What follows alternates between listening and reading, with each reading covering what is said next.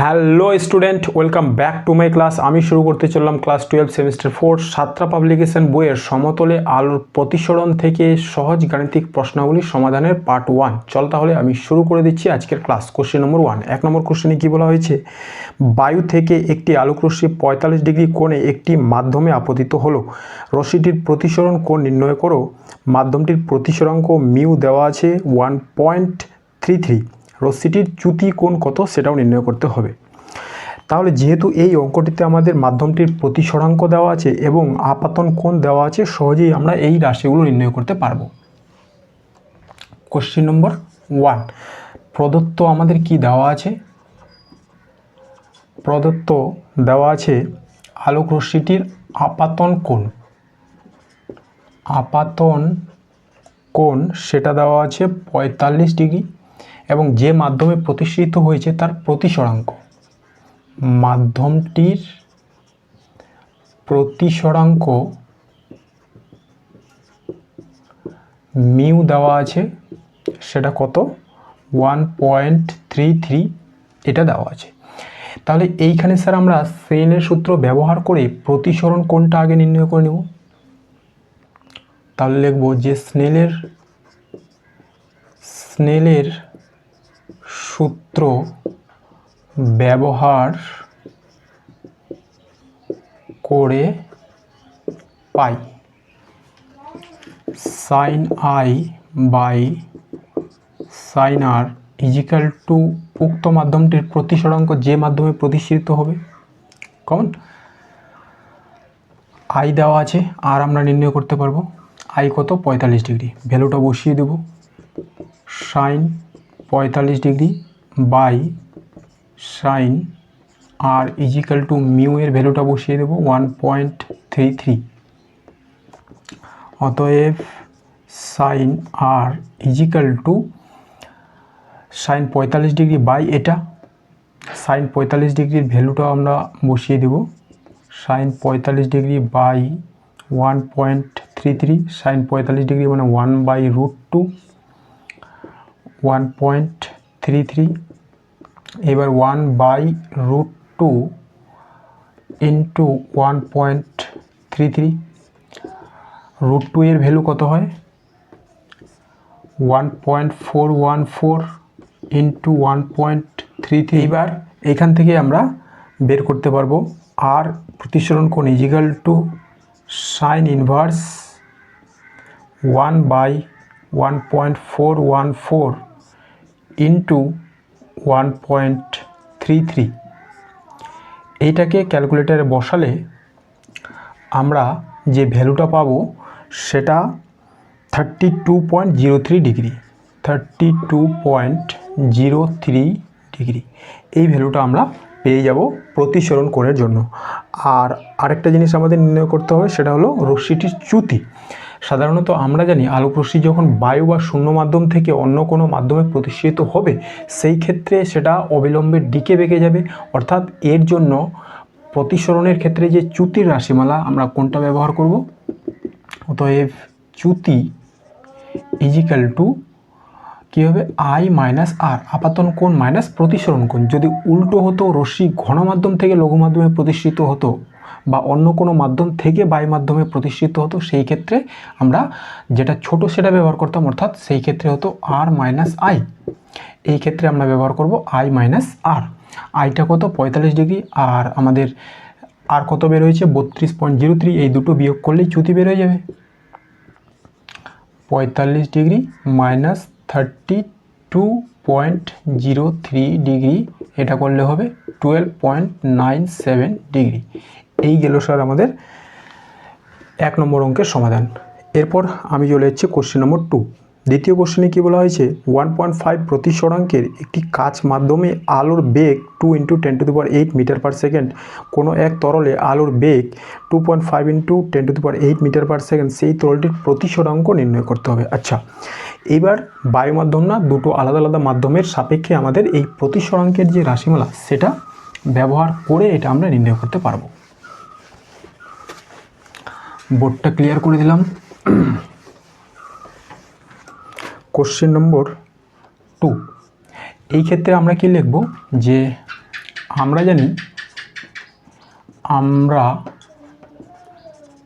জানি এ মাধ্যম থেকে বি মাধ্যমে প্রতিসরণের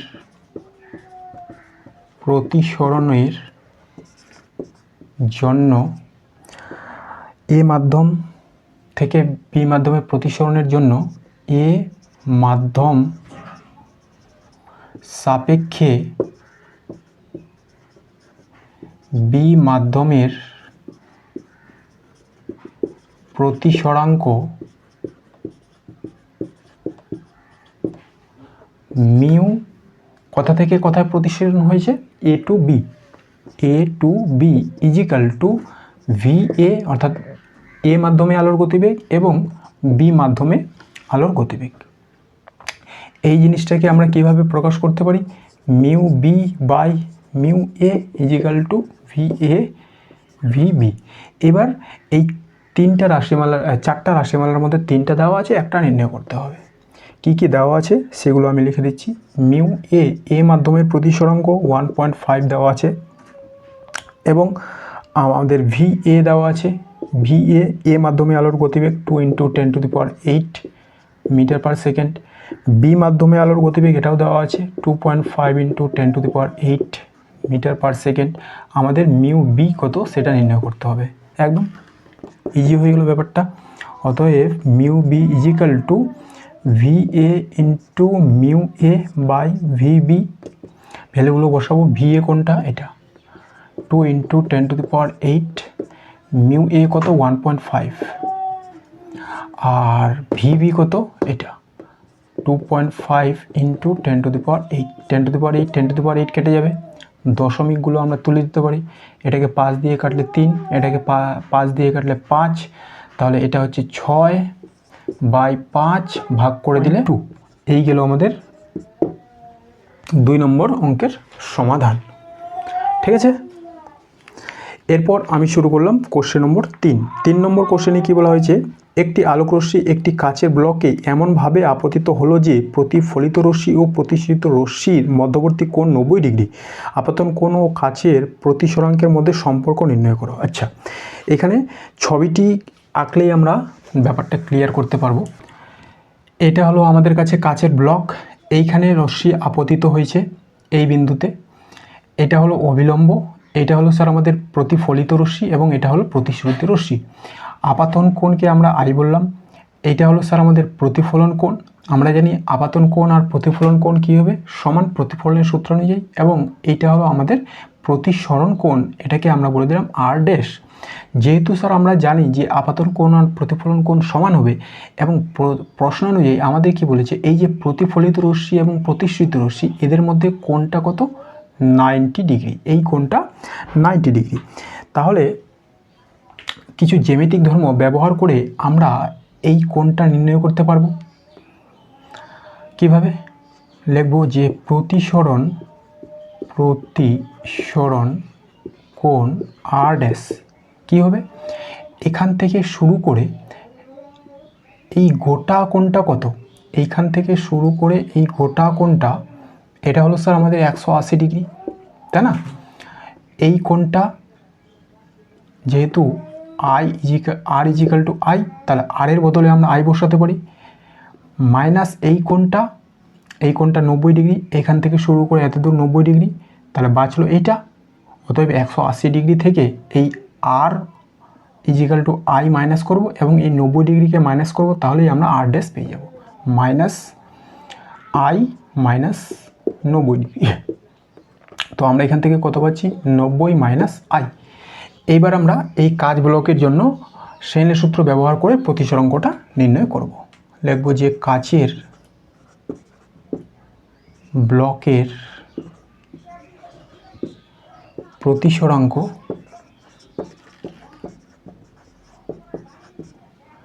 mu is equal to sine I by sine R dash.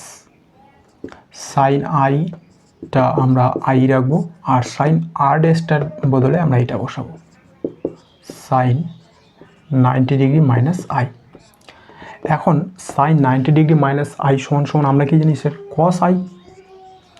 তাহলে উপরে থাকছে আমাদের সাইন আই আর নিচে হয়ে গেল cos I. Sine I by cos I সমান সমান কি টেন আই। অতএব আমরা পেলাম মিউ ইজিক্যাল টু 10 আই। এই গেল আমাদের আপাতন কোণ এবং প্রতিসরাঙ্কের মধ্যে সম্পর্ক। এই হলো স্যার আমাদের 3 নম্বর কোশ্চিন। এরপর আমরা চলে যাব কোশ্চিন নম্বর 4 নম্বর কোশ্চিনে কী বলা হয়েছে, কাচের পরম প্রতিসরাঙ্ক 3/2 এবং জলের পরম প্রতিসরাঙ্ক 4/2 হলে জল সাপেক্ষে কাচের এবং কাচ সাপেক্ষে জলের প্রতিসরাঙ্ক নির্ণয় করো। আচ্ছা, বোর্ডটা ক্লিয়ার করে দিচ্ছি। কোশ্চেন নম্বর 4, তাহলে এই অঙ্কটা আমরা এভাবে শুরু করতে পারি, জল সাপেক্ষে কাচের প্রতিসরাঙ্ক mu water to glass is equal to mu glass by mu water. আর অঙ্কে আমাদের মিউ গ্লাসের আর মিউ ওয়াটারের দুটোরই প্রতিসরাঙ্ক দেওয়া আছে, মানে পরম প্রতিসরাঙ্ক যেটা দেওয়া আছে সেটা আমরা ভ্যালুটা বসাবো। প্রথমে গ্লাসের কত দেওয়া আছে 3/2 এবং জলের কত দেওয়া আছে 4/3 is equal to 3/2 into 3/4 is equal to 9/8। এটা ভাগ করলে আমরা পেয়ে যাব 1.125। এই গেল জল সাপেক্ষে কাচের প্রতিসরাঙ্ক। আবার নির্ণয় করতে হবে কাচ সাপেক্ষে জলের। কাচ সাপেক্ষে জলের প্রতিসরাঙ্ক,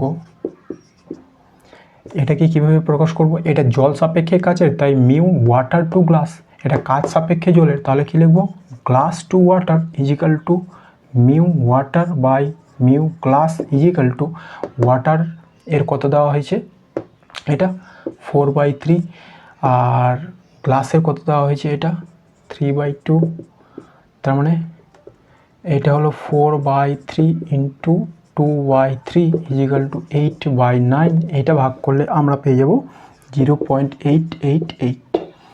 এই গেল স্যার আমাদের 4 নম্বর অঙ্কের সমাধান। এরপর আমি চলে যাচ্ছি কোশ্চেন নম্বর 5। কী বলা হয়েছে, কোনো তরলের সমতল পৃষ্ঠে বায়ু থেকে 45 ডিগ্রি কোণে আপতিত আলোকরশ্মি ওই পৃষ্ঠ থেকে তরলের প্রতিসরণে 15 ডিগ্রি বিচ্যুত হয়, তরলের প্রতিসরাঙ্ক নির্ণয় করো। আচ্ছা, এইখানে আমাদের তো চ্যুতি কোণটাই দেওয়া আছে, তাহলে বায়ু থেকে অন্য কোনো মাধ্যমে প্রতিসরণের জন্য আমরা জানি যে চ্যুতি কোণ সবসময় জন্য কী হবে আই মাইনাস আর। এক্ষেত্রে আপাতন কোণ হয় বড় এবং প্রতিসরণ কোণটা হয় ছোট। তাহলে এখান থেকে আমরা প্রতিসরণ কোণটাই বের করে নিতে পারবো। কোশ্চেন নম্বর 5, বোর্ডটা ক্লিয়ার করে দিলাম। কোশ্চেন নম্বর 5 আমরা লিখব যে আমরা জানি বায়ু মাধ্যম থেকে, এখানে কি মাধ্যম বলেছে, কোনো তরল মাধ্যমে প্রতিসরণের জন্য চ্যুতি ডেল্টা ইজিক্যাল টু কী হবে আই মাইনাস আর, আপাতন কোণ মাইনাস প্রতিসরণ কোণ। এবার আমাদের ডাটাগুলো কি দেওয়া আছে, আই দেওয়া আছে 45 ডিগ্রি এবং চ্যুতি কোণ ডেল্টাটা দেওয়া আছে 15 ডিগ্রি। তাহলে আর নির্ণয় করতে পারবো। অতএব আর ইজিক্যাল টু, এটা এদিকে আসলো এটা এদিকে যাবে, আই মাইনাস ডেল্টা, আইটা কত 45 ডিগ্রি, ডেল্টা 15 ডিগ্রি, তাহলে আমরা পেয়ে গেলাম 30 ডিগ্রি। প্রতিসরণ কোণ পেয়ে গেলাম। এবার প্রতিসরণ কোণ পেয়ে গেলে আমরা প্রতিসরাঙ্ক নির্ণয় করতে পারবো। অতএব তরলটির যে প্রতিসরাঙ্ক মিউ সেটা হবে sine I by sine R. ভ্যালুগুলো বসাবো। সাইন আই হলো sine 45 degree, sine 45 by sine 30 degree. Sine 45 মানে 1/√2, সাইন 30 ডিগ্রি মানে 1/2, তাহলে এটা হয়ে গেল 1/2 ইন্টু 2/1। তাহলে এই √2 দিয়ে এটাকে কাটলে আমরা পেয়ে যাব √2 ইজিক্যাল টু হয়ে গেল আমাদের √2। অতএব মিউ ইজিক্যাল টু √2। তরলটির যে প্রতিসরাঙ্ক সেটা আমরা পেয়ে গেলাম √2। এইগুলো আমাদের 5 নম্বর অঙ্কের সমাধান। এরপরে আমি চলে যাচ্ছি কোশ্চেন নম্বর 6।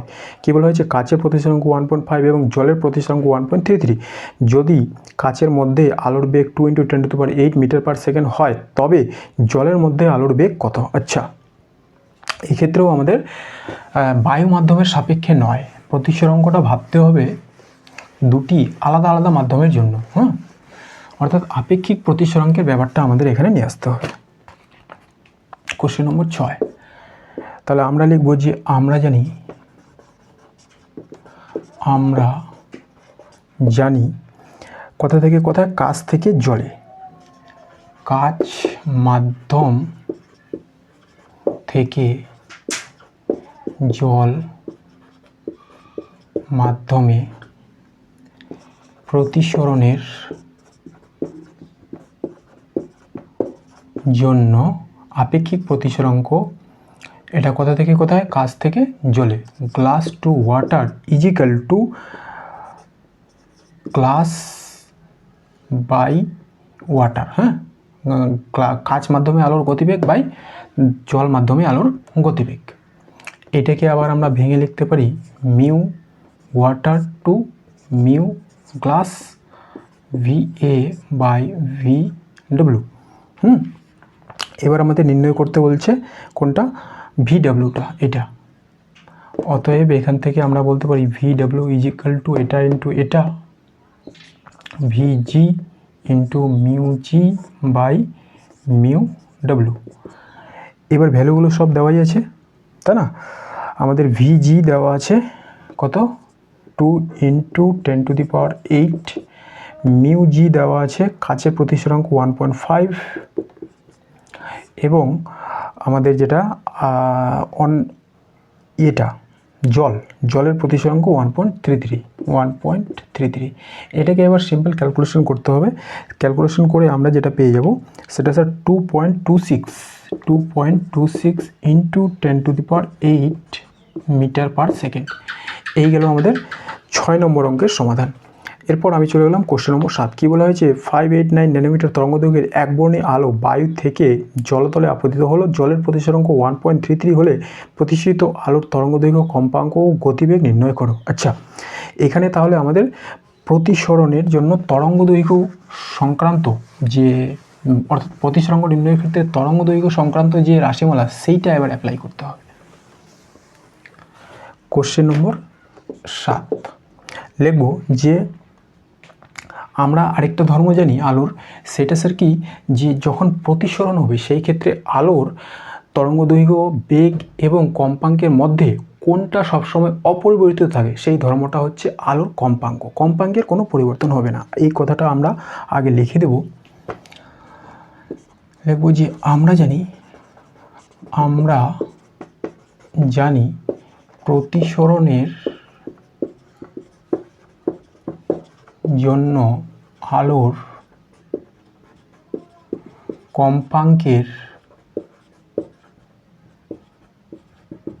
কোনো পরিবর্তন হয় না।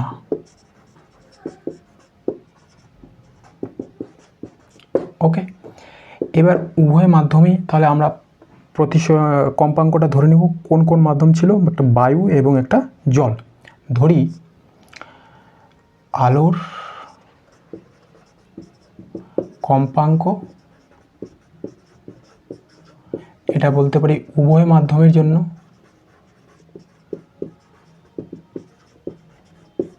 সেটাকে ধরে নিলাম আমরা নিউ। এটা লিখে দেবো আমরা ধরি।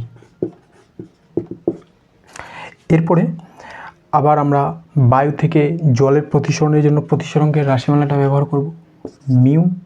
এইখানে প্রতিসরণ কোথা থেকে কোথায় হয়েছে, বায়ু থেকে জল, water to air to water is equal to, আমরা বলতে পারি ভি গতিবেগ এয়ার বাই গতিবেগ আলোর গতিবেগ ওয়াটার।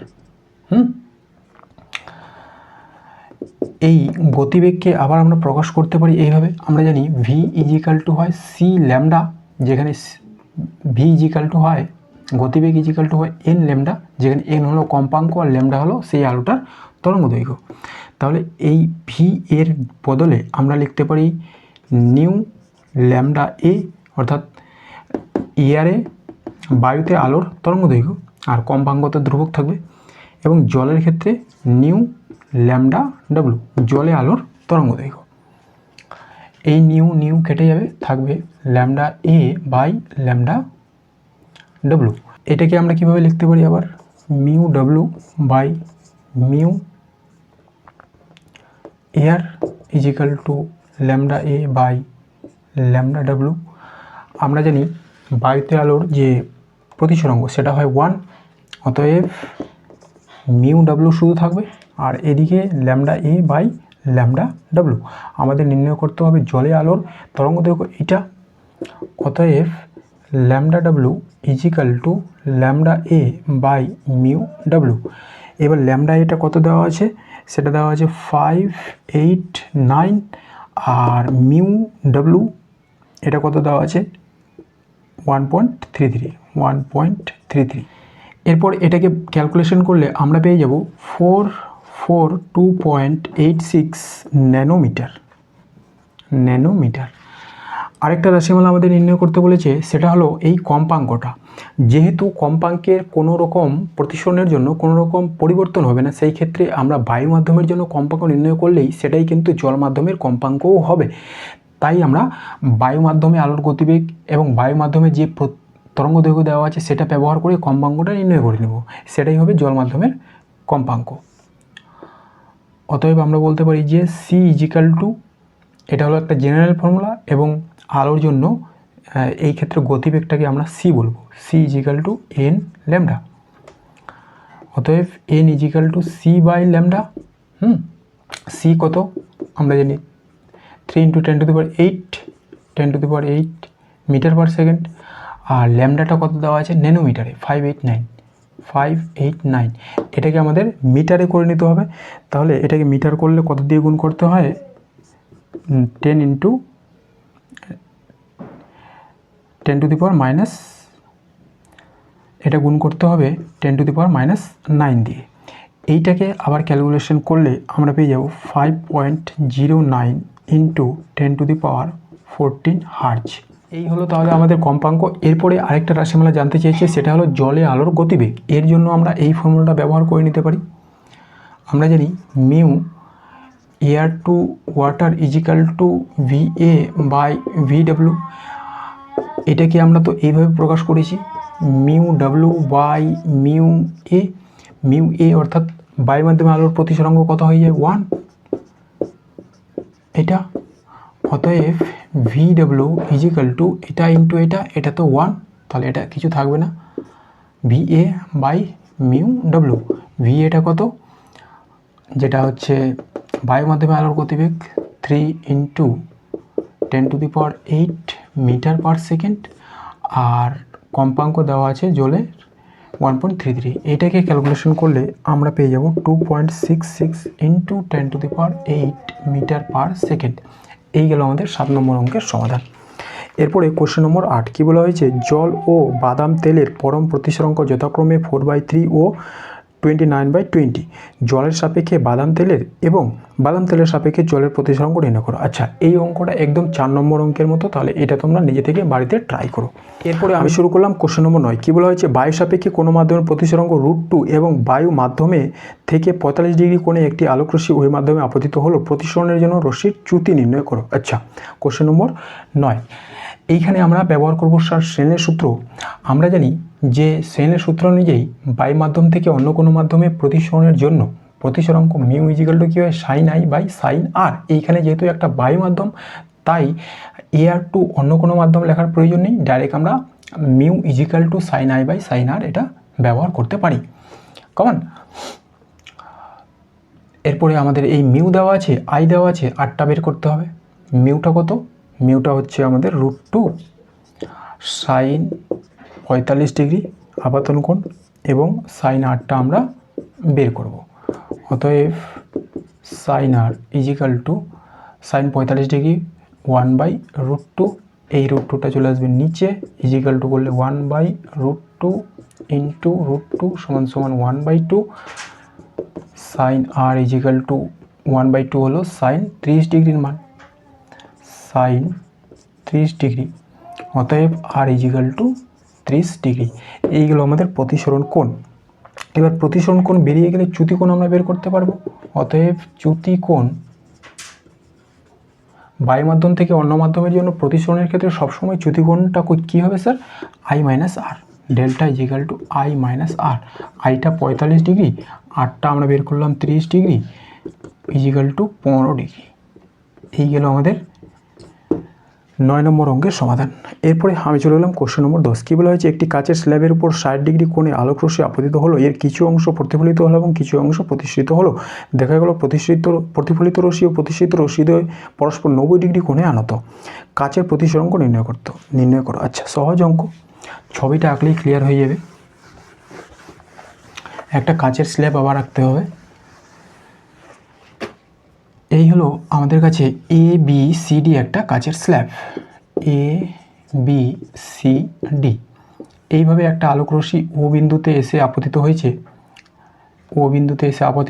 এটা হলো আমাদের অভিলম্ব, এটা হলো ও বিন্দু N, আর এদিকে N ড্যাশ। এটা হলো আপতিত রশ্মি, এটা প্রতিফলিত রশ্মি এবং এটা প্রতিসৃত রশ্মি। কমন আমাদের কি কি দেওয়া আছে? এই যে কোণটা, সেই কোণটা হলো 60 ডিগ্রি। আর বলে দিয়েছে প্রতিফলিত রশ্মি প্রতিসৃত রশ্মি, এই দুটো রশ্মির মধ্যে যে কোণ, সেই কোণটা 90 ডিগ্রি। কাচের প্রতিসরাঙ্ক, এটা তো ABCD কাচের ব্লক ছিল, এর প্রতিসরাঙ্ক মিউটা আমাদের নির্ণয় করতে হবে। এই মিউ কত সেটা আমাদের বের করতে হবে।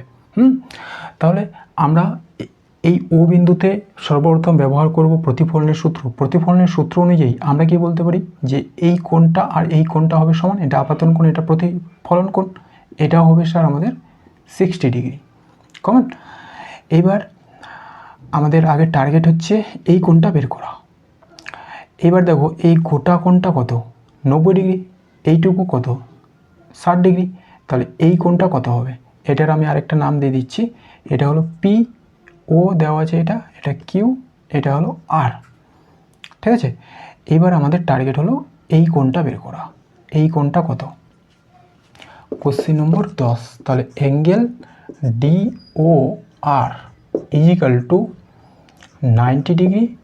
এইখান থেকে শুরু করে এতদূর পর্যন্ত 90 ডিগ্রি মাইনাস এটা 60 ডিগ্রি, তাহলে আমরা এটা পেয়ে যাব মাইনাস 60 ডিগ্রি সমান 30 ডিগ্রি। এই কোণটা আমরা পেয়ে গেলাম 30 ডিগ্রি। এরপরে আমরা বের করব এই কোণটা কত। ঠিক আছে, এখান থেকে শুরু করে এতদূর আবার 90 ডিগ্রি, এইটুকু কত? 60 ডিগ্রি 30 ডিগ্রি বের করলাম, তাহলে এখান থেকে এটা কত হবে? এরপরে অ্যাঙ্গেল DOQ কত? DOQ 90 degree. এটা এই গোটা কোণটা এখান থেকে শুরু করে এতদূর 90 ডিগ্রি মাইনাস এটা 30 ডিগ্রি সমান 60 ডিগ্রি। এবার এই কোণটা বেরোলো কত? এই কোণটা সেটা হলো 60 ডিগ্রি। আবার এখান থেকে এতটা 90 ডিগ্রি, এখান থেকে এতটা 60 ডিগ্রি। অতএব যেটা প্রতিসরণ কোণ, এই কোণটা প্রতিসরণ কোণ, অতএব R is equal to 90 degree minus এটা 60 degree is equal to 30 degree. আমরা সহজেই প্রতিসরণ কোণ পেয়ে গেলাম বিভিন্ন জ্যামিতিক ধর্মাবলী ব্যবহার করে। এরপরে প্রতিসরাঙ্ক নির্ণয় করা সহজ হয়ে গেল। অতএব প্রতিসরাঙ্ক mu is equal to sine I by sine R. Sine আপাতন কোণ দেওয়া হয়েছে 60 ডিগ্রি, আর প্রতিসরণ কোণ আমরা বের করলাম 30 ডিগ্রি। ভ্যালুগুলো অবশ্য সাইন 30 ডিগ্রি, সাইন 60 ডিগ্রি মানে √3/2, সাইন 30 ডিগ্রি মানে 1/2, √3/2 ইন্টু 2/1, এই 2 কেটে গেল, তাহলে থাকছে √3। এই গেল আমাদের প্রতিসরাঙ্কের ভ্যালু √3। ওকে, তাহলে ঠিক আছে বন্ধুরা, আজকের মতো ক্লাসটি আমি এখানে রাখলাম। ধন্যবাদ।